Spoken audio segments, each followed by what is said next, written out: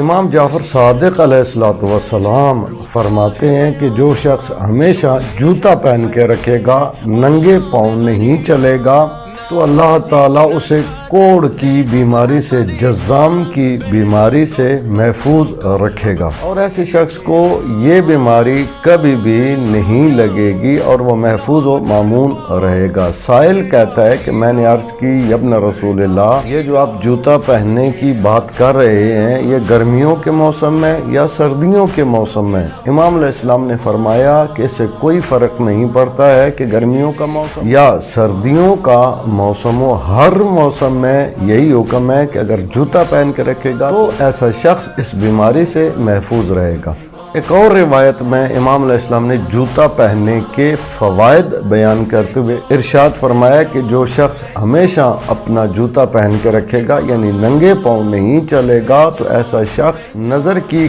کمزوری سے محفوظ رہے گا، اس کی بینائی تیز ہوگی، اس کی بصارت میں اضافہ ہوگا۔ اب سوال یہ ہے کہ کون سا جوتا پہننا زیادہ فائدہ مند ہے؟